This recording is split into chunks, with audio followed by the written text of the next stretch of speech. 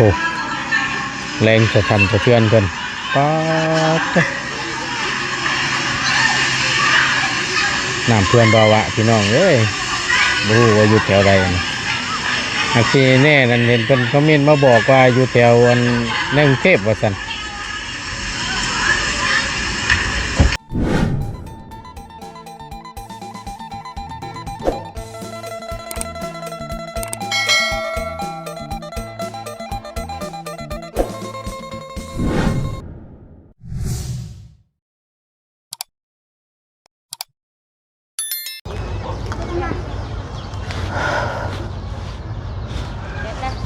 โอ้ยโพดล็อกพี่น้องเอ้ยพี่ชังคือจังหวัดฮ้อนแท้ฮ้อนว่าแท้นี่เนาะมันก็บ่ไหวติแนวนี้พี่น้องเอาพบเจอกันกับบ่ตูนพี่น้องเอ้ยเพื่อใดใกล้ย่อยทั้งบ่ตูนก็ได้เอาก่อนอื่นเนาะกราบสำบายดีและสวัสดีครั้งหนึ่งเด้อพี่น้องสำบายดีเบิดสู่คู่สู่คนพบเจอกันกับบ่ตูนในคลิปนี้กับผู้ดีเนาะพี่น้องทางบ่ตูนก็สิเข้าไปหาทางนางน้อยเพิ่นพี่น้องเอ้ยก็ทางบ่ตูนก็มาหาน้องเพิ่นรอบก่อนนั่นก็เพิ่นก็อยากอายๆแน่หน่อยนึงเนาะบัดนี้ทางบ่ตูนสิเข้าไปหาทางอีหลาเพิ่นก่อนบ่ได้เข้าไปหาเพิ่นล้นแหละพี่น้องเอ้ยอาจสิจำได้อยู่เนาะทางอีหลาเพิ่นพี่น้องเพิ่นก็ให้ความสนใจหลายได้พี่น้องเอ้ยก็ด้วยความที่อีหลาเพิ่นนั่นเป็นคนแบบว่าดูแลพ่อแม่พี่น้องแบบเด็กน้อยเนาะอายุสำนั้นพี่น้องเอ้ยทั้งแม่ก็ตาบอดพ่อก็พิการจังซี่นะขาขาดเนาะเป็นตาลุโตนเพิ่นอยู่นึ่งข้าวนึ่งน้ำโอ้ยจังแม่นฮู้จักความแท้ๆพี่น้องเด็กน้อยสำนั้นนี่หายากแท้ได้เพื่อสิเป็นเวียกเป็นงานแล้วนะเนาะเอาเดี๋ยวทั้งประตูนสิพาพี่พาน้องเข้าไปเบิ่งไปชมน้ำกันอีกครั้งหนึ่งแต่ว่าพี่น้องเอ้ยก่อนอื่นเนาะทั้งประตูนก็เห็นพี่น้องเพิ่นคอมเมนต์มานี่ก็หลายพี่น้องแล้วก็เข้าไปเบิ่งFacebook เนาะแล้วก็ทั้งเอื้อยฮักเอื้อยใหญ่ใจดีอยู่ทางฝั่งไทยพุ่นแหละทั้งเอื้อยเพิ่นก็ส่งรูปแล้วก็ส่งนู่นนี่นั่นมาให้เบิ่งเกี่ยวกับแผ่นดินไหวว่าซั่นอยู่ทางฝั่งไทยเนาะเป็นจังได๋แน่เด้พี่น้องเอ้ยเบิ่งบ่ตูนขออนุญาตเบิ่งคลิปนี้ก่อนเด้อพี่น้องเด้อขออนุญาตเจ้าของคลิปก่อนเนาะเพิ่นก็โพสต์ลงในFacebook นี่แหละพี่น้องโอ้เป็นตาย้านแฮงแท้ๆ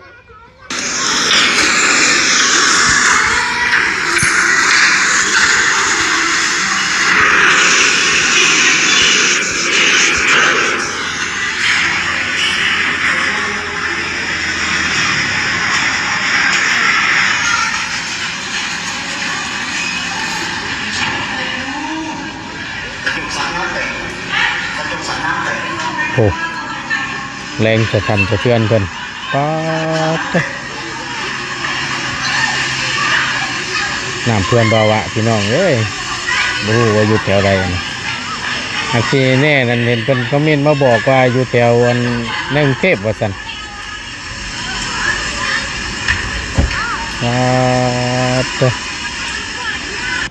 โอ้โหทุกคนดูถนนหยงอูในมณฑลเจียงสิครับสวยงามมากโพดโพเอาจังใดก็ขอให้พ่อแม่พี่น้องเนาะฝั่งไทยขอให้ปลอดภัยเบิดสุขุสุขคนเด้อเนาะเกิดภัยพิบัติในครั้งนี้หรือว่าแผ่นดินไหวเนาะก็ขอให้ปลอดภัย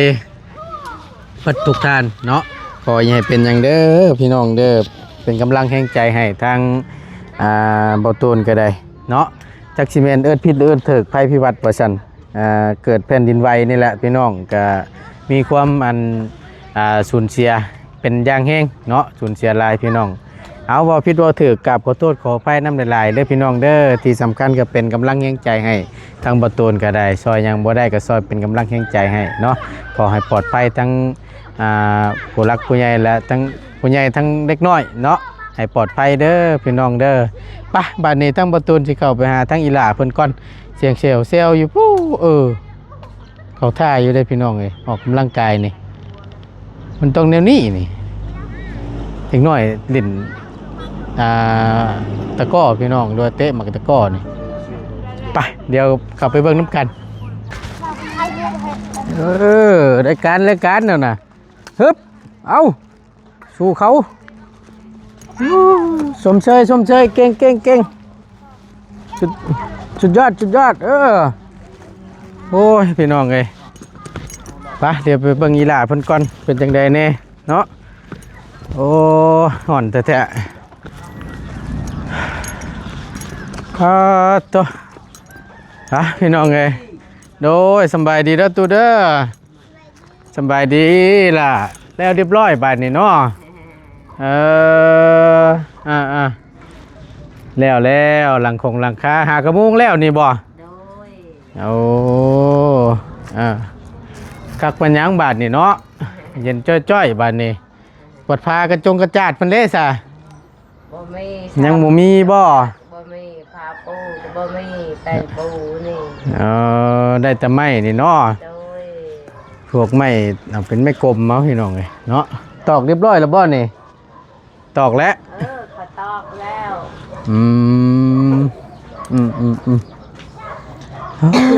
เนาะพี่น้องเนาะเอามาหาทางอีหล่าเพิ่นมื้อนี้ก็ได้บ่ได้ไปเฮ็ดบ่นางได้เช่าไอเบิ่งมาเนี่ยคอจนแคบไอลายเนาะไอลายนะโอเคพี่น้องเอ้ยทั้งประตูนสินั่งร่มกับอีหล่าเป็นการส่วนตัวก่อนบาทนี่เนาะฮ้อนแท้ๆเนาะนางกินข้าวแล้วล่ะกินละได้ยังกินมื้อนี้ป่องปลาเป็นแต่แพงพี่น้องเลยเนาะภาพกระสีเป็นมืดในเด้อพี่น้องเด้อขอโทษขอไฟน้ำลายเนาะพอดีทั้งบ่าวซื้อขนมมาต้อนเด้อมื้อนี้เด้อโดยเอาล่ะใจเด้อเจ้าเอาไว้ให้ก่อนก็ได้มั้ยบ่าวไว้ให้ก่อนก็ได้โอเคนั่งล้มก็มีหลาเพิ่นก่อนเนาะเจ้าเป็นไข่ได้จักมื้อแล้ว2 มื้อ 3 มื้อ 2-3 มื้อแล้วกินยาอยู่บ่นางได้กินยาอยู่แต่ยังบ่เศร้าคลำอยู่บ่อาหารการกินเป็นไข่จะไปกินชมประจักบ่ได้กินชมบ่กินยานี่แน่นอนแล้วห้ามกินชมเด้อคลำเมามันจังบ่เพราะว่ากินยาแล้วเฮาไปกินชมอย่างก็ตามแต่ยามันสิจืดได้พี่น้องเนาะยามันสิจืดเพราะฉะนั้นแล้วล่ะก็บ่ต้องกินเนาะเป็นไข่แห้งบ่ตายแล้วนั่นนี่อากาศมันร้อนเนาะบ่ว่าแต่เด็กน้อยพี่น้องผู้ใหญ่ก็สิตายเพราะผู้ใหญ่โอ้ยร้อนแท้ร้อนว่าร้อนอันเดียวหรอร้อนตับจนสิแตกสิโอ้ง่ายๆก็ได้ถ้าบ่เพิ่นว่าตากชิ้นตากไก่ไว้นี่บ่ตูนยังว่าชุกอยู่ร้อนเลยดิมีไผเข้ามาหามื้อนี้ล่ะมีไผเข้ามายังมีไผอยู่แม่นบ่จับได้อยู่บ่ทางระบาวซื้อหยังนี่บ่ฮู้จำบ่ได้ซ้ำว้าวเดี่ยวกันบาดนี้ระบาวซื้อบ่ตูนเด้อเว้าเบิ่งด้วยบ่ตูนใครอยู่เหมือนไปบ้านหน้าแล้วจำกันบ่ได้อีกบ่เอาได้เด้อ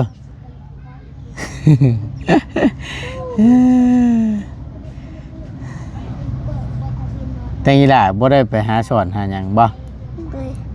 บ่เคยไปเทื่อบ่เป็นแต่เพลงพี่น้อง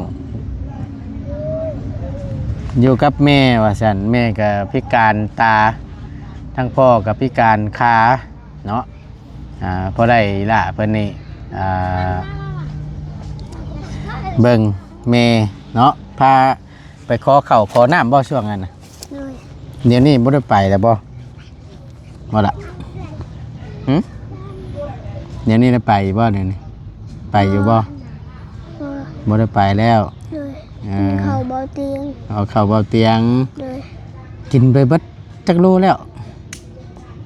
เบิดจักสอบแล้วกินไปสอบนึงเบิดแหละเจ้าคือกินเก่งแท้จักสอบเบาเตียงเอามาให้ สอง 2 สอบ โดย 2 สอบว่าซั่นสอบหนึง50 โลพี่น้องเอ้ยเนาะก็เป็นผู้ใหญ่ทางเบาเตียงเนาะเพิ่นเอามาเพิ่นนั่นให้ทางเบาเตียงเป็นสะพานบุญให้ซื้อข้าวมาให้ทางอีหล่าเพิ่นดีใจบ่นาง โดย เป็นข้าวสารเนาะคงบรรเทาได้หลายเติบแล้วเนาะล่ะเนาะ โดย ทางคุณครูนี่เพิ่นให้เจ้าพักบ่หรือว่าเจ้าพักเองบ่สำบายในการทำการเรียน โดย เจ้าครูให้พัก โดย ให้เศร้าก่อนเนาะ โดย จะหล่นอะไรพี่น้องเลยยังบ่เศร้าอยู่เมื่อยแล้วเนี่ยเจ็บแต่หัวซื่อๆหั่นบ่ โดย แนวอื่นบ่ได้เจ็บบ่ เมื่อย เมื่อยน้ โดย ำพักผ่อนน้ำได้หลายพักผ่อนให้เพียงพอเด้อกินถืดกินยาแล้วกินข้าวกินน้ำแล้วก็พักผ่อนน้ำหั่นแหละเมื่อยบ่ได้เจ็บท้องเจ็บหยังบ่ โดย ใครอยู่คำบ่เจ็บท้องเจ็บหยังพี่น้องเนาะยันว่าตอกท้องตอกหยังนี่ก็ตัวนี้นี่ก็เมื่อยพอแล้วได้นี่ก็ได้อ่ะจะเพิ่นดินหยังทางนั้นก็ได้เนาะไปเดี๋ยวเมื่อนั้นเฮือนผู้กินยา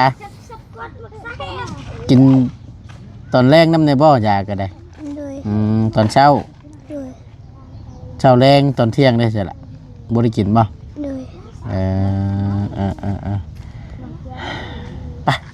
เมื่อเฮือนเฮาพุ่นไป โดย พุ่นละไปลูกละ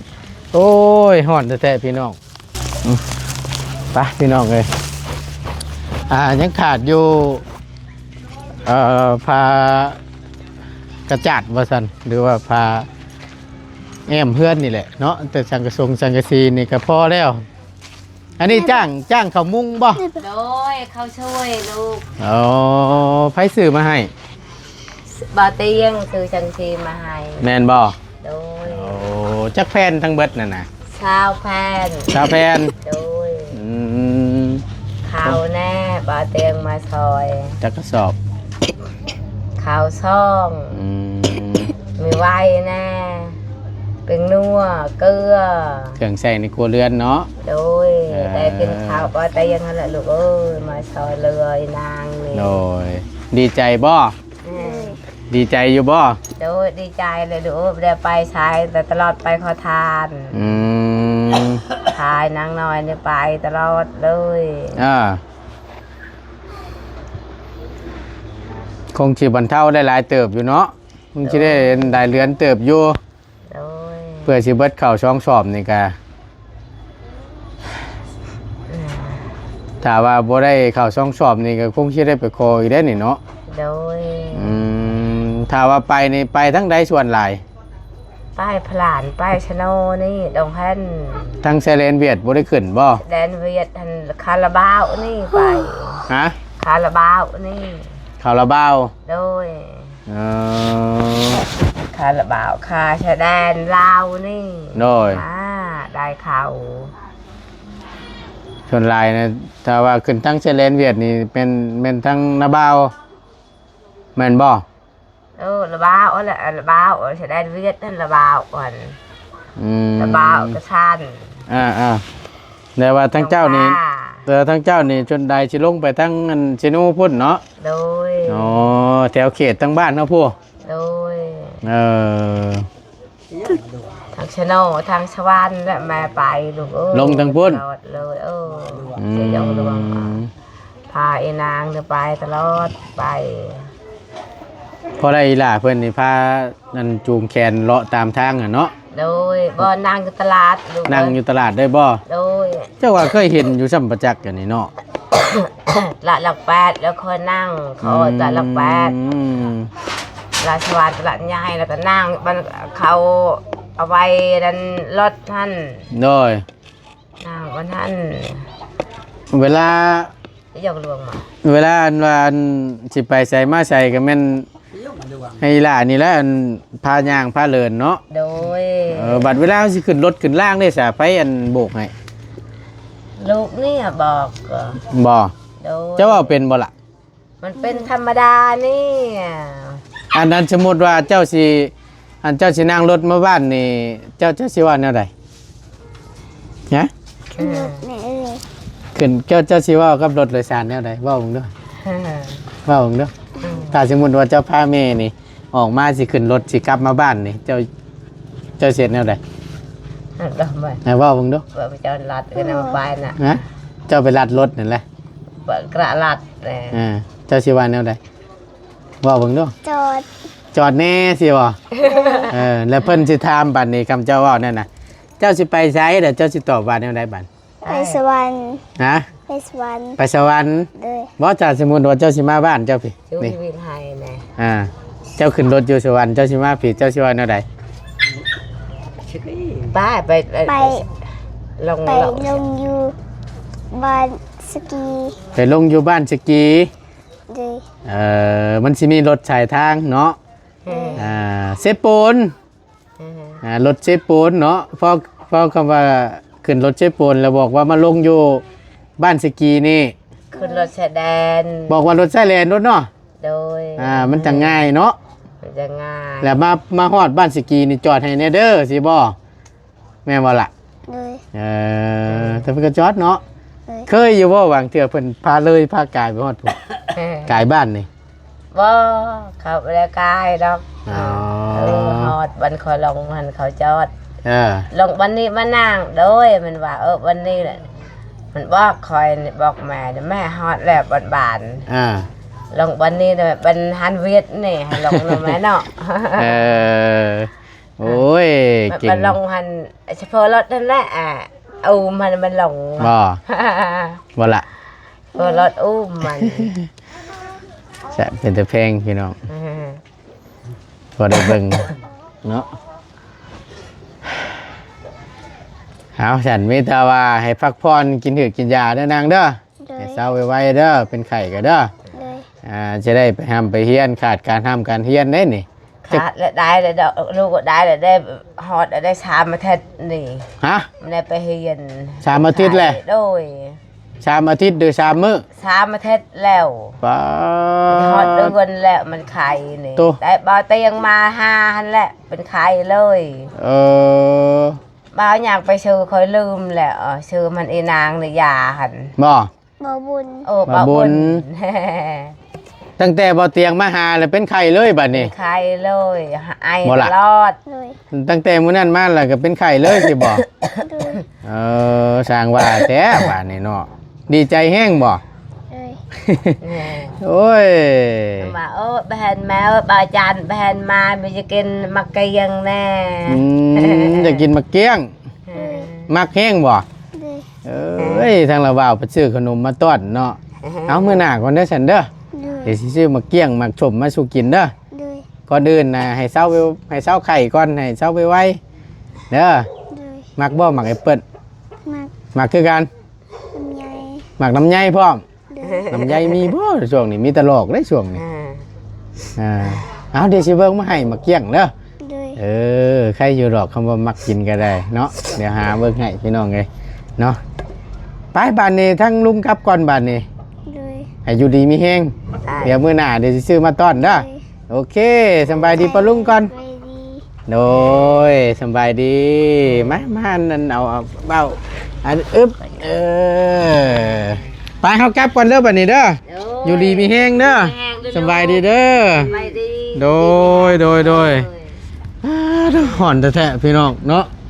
แล้วเรียบร้อยมุงหลังคาเราก็ได้ยังเหลือแต่ฝากระตาดบาดนี้กับไม่แป้นหันเนาะที่ยังบ่มีณตอนนี้เย็นจ้วยๆโอ้ยค่อยคำลงแรงพี่น้องเลยไปบ่ต้นก็ได้ฮู้พี่น้องไปทั้งบ่ต้นก็จะได้ขอลำลาและจบคลิปก่อนพี่น้องเลยทั้งบ่ต้นรอบหน้าก่อนเดี๋ยวซื้อมาเกี้ยงมาฝากมาต้อนทั้งอีหล่าเพิ่นเนาะบ่ฮู้ว่าเพิ่นอยากมาเกี้ยงได้นี่ทั้งบ่ต้นก็ได้แต่ขนม มาต้อนเพิ่นเนาะ พอดีเอาทั้งอีหลาเพิ่นไปล้มเป็นการชวนตัวเนี่ยจังหน่อยนึงเมื่อกี้ทั้งอีนางเพิ่นก็บ่ค่อยเว้าพอปานใดเนาะก็ยังใครกว่าทั้งน้องน้อยเพิ่นอยู่พี่น้องเอ้ยทั้งอีหลาเพิ่นอยู่บ้านห้วยยึงน่ะก็ป๊าบ่ได้เว้าหยังจักดีอันนั้นแต่ลุโตนนะน้องเพิ่นย่านบ่หรือว่าจังใดทั้งบ่ตูนก็บ่เข้าใจคือกันเนาะเอาขอบคุญขอบคุณหลายๆอยู่ดีมีแฮงพ่อแม่พี่น้องเบิดทุกคู่ทุกคนเนาะท้ายคลิปนี้ทั้งบ่ตูนก็ส่งกำลังแห่งใจให้พี่น้องชาวไทยเฮาเนาะจังใดก็ขอให้ปลอดภัยเด้อเนาะพี่น้องเนาะตึกสถานสะเทือนหรือว่าแผ่นดินไหวในครั้งนี้ก็ขอให้ปลอดภัยเบิดทุกคู่ทุกคนเป็นกำลังแห่งใจให้เนาะอยู่ดีมีแฮงพี่น้องพบเจอกันคลิปหน้าสำหรับคลิปนี้จบลงไปเพียงคลิปนี้ก่อนสบายดีเด้อพี่น้องเด้อไป